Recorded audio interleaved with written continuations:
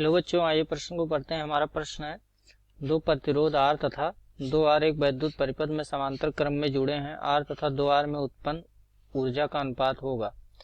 विकल्प ए है 1:2, विकल्प बी है 2:1, विकल्प सी है 1:4, विकल्प डी है 4:1। तो आइए सबसे पहले इस प्रश्न की मुख्य अवधारणा को समझते हैं। तो इस प्रश्न की जो मुख्य अवधारणा है, मुख्य अवधारणा वो क्या होगी? मुख्य अवधारणा। यह प्रश्न हमारा किस पर आधारित है? इस प्रश्न की मुख्य अवधारणा होगी वैद्युत धारा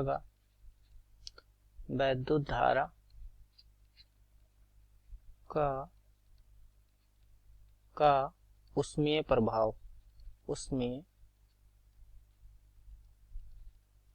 प्रभाव। यह प्रश्न हमारा इस पर आधारित है। कहने का मतलब यह है कि जब किसी भी चालक में धारा प्रवाहित होती है तो कुछ देर बाद चालक गर्म हो जाता है। तो इसी को क्या कहते हैं? वैद्युत धारा का उष्मीय प्रभाव कहते हैं। अब ये जो उष्मीय प्रभाव है ये किस पर निर्भर करता है?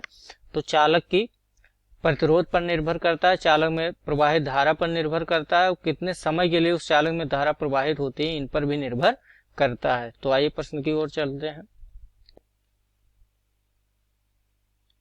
प्रश्न में दिया गया है कि दो प्रतिरोध हैं R तथा 2R, ये दोनों क्या समांतर क्रम में जुड़े हुए हैं। तो आइए एक परिपथ बना लेते हैं, वैद्युत परिपथ।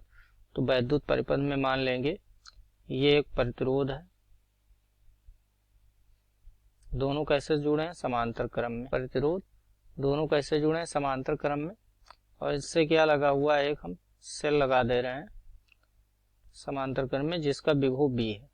अब इससे क्या होगा? धारा यहाँ से चलेगी तो यहाँ पे धारा I1 जाएगी और इसमें धारा I2 जाएगी, क्योंकि ये समांतर क्रम में है। तो समांतर क्रम में जब प्रतिरोध होते हैं तो क्या होता है? धारा भी अलग अलग हो जाती है, लेकिन इन दोनों में क्या चीजें समान रहेंगी? जो नहीं बदलेंगी वो रहेगा विभव। विभव क्या होगा? दोनों में समान रहेगा। तो हम जानते हैं कि यहाँ विभव दोनों में समान है, प्रतिरोध दिया है, तो हम जानते हैं हमारे पास जो सूत्र है उष्मीय ऊर्जा को H से प्रदर्शित करते हैं, उसका सूत्र है B²/R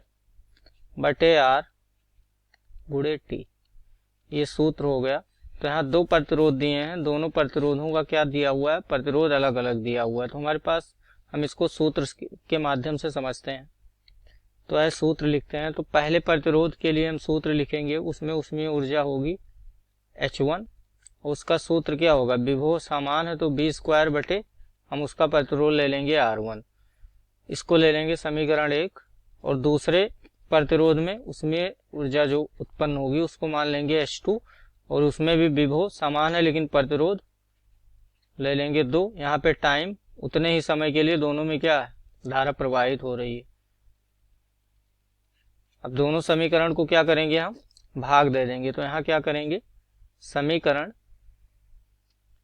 समीकरण 1 को 2 से क्या करेंगे? भाग करेंगे।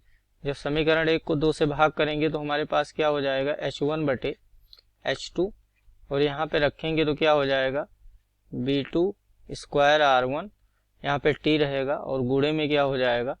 R2/B² गुणे T। तो यहाँ से ये कैंसिल हो जाएगा। अब हम क्या रखेंगे? तो यहाँ पर क्या आ जाएगा? यहाँ पर हमारा हो जाएगा H1 और ये हो जाएगा H2, और यहाँ पे जो आएगा वो आ जाएगा R2/R1। अब आइए रखते हैं। तो यहाँ पे रखेंगे जब मान, तो H1/H2, और यहाँ पे R2 हमारा दिया है 2R और R1 दिया है R। जब काट देंगे तो हमारे पास जो आ जाएगा वो आएगा H1/H2 बराबर हो जाएगा 2/1। तो अगर अनुपात निकालेंगे R तथा 2R में तो हो जाएगा हमारा H1/H2 बराबर हो जाएगा 2:1। तो विकल्प को देखते हैं। विकल्प ये है 1:2, तो ये गलत हो जाएगा। विकल्प बी है 2:1, यही हमारा सही होगा। विकल्प सी भी गलत हो जाएगा। विकल्प डी, अतः दिए गए प्रश्न का सही उत्तर होगा विकल्प बी। मैं आशा करता हूँ इस प्रश्न का उत्तर आपको समझ में आया होगा। धन्यवाद।